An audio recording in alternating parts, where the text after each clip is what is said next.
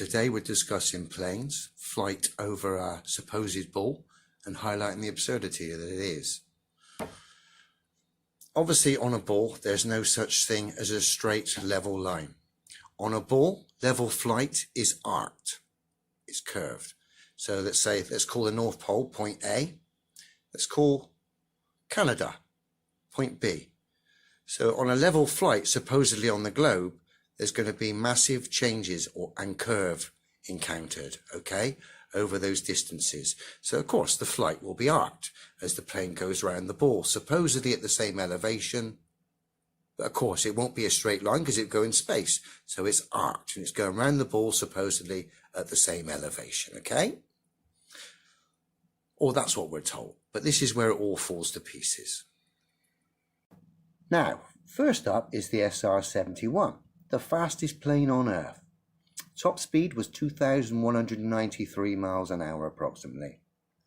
Essentially, every 60 minutes, according to the Globe Mathematics, the SR-71 would have encountered 566 miles of curve.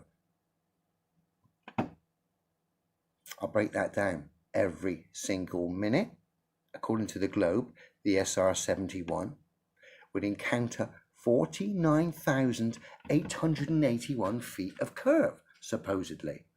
Essentially, the pilot, if he was looking out of his window, every 60 seconds, he would see an elevation change in the horizon of nearly 50,000 feet if the Earth was a ball.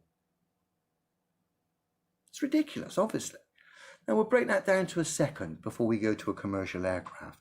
Now, if the Earth was a ball, every single second the SR-71 was flying at its top speed, the Earth was dropping away from it because of the Earth's supposed curvature 831 feet per second when that plane is flying at full speed. So essentially, for the SR-71 to remain level on a ball while it's doing full speed, it needs to be dropping 831 feet a second. That's essentially a London BT Tower, our old mate here, and another 200 feet a second dropping so it can remain level on a ball. Think about that. No plane on Earth could take those stresses. That's quite clearly ridiculous, folks. Now we'll go to the commercial jet. Most people these days have been on a commercial jet. Average cruising speed, 500 miles an hour. Now, according to the Globe Mathematics, there should be an elevation change of 166,057 feet every hour. We'll break that down to a minute. Every minute, according to the Globe, there should be an elevation change or curvature of 2,767 feet every 60 seconds.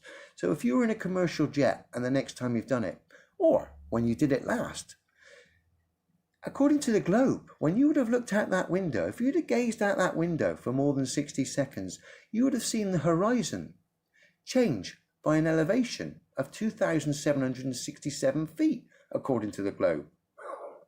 I can assure you, no one on Earth has seen that, but that's what the Globe Mathematics will tell you. 2,767 feet of supposed curve over the course of 60 seconds in an average commercial jet. That's 4.5 BT towers stuck on top of each other every 60 seconds. We'll break it down to a second. Essentially, commercial aircraft, for them to remain level on a ball, they need to drop 46 feet every single second to remain level on a ball. Think about that. And on top of that, if you were to look out the window at the horizon, it would have to reflect the same changes because of the Globe pantomime math. Essentially, the horizon would have to change by 46 feet every second in elevation due to the globe mathematics. Think about that, folks. There's no answer for that. No amount of stories or explanations can account for that.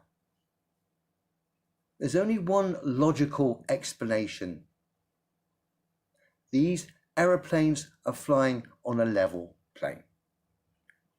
It would be impossible, particularly for aircraft like the SR-71, basically to be doing the things it needs to be doing if it was on a ball, i.e. if the Earth was a globe. Because the SR-71 would literally have to be dropping 831 feet per second to stay level on a ball, and the horizon would be changing just the same, 831 feet per second.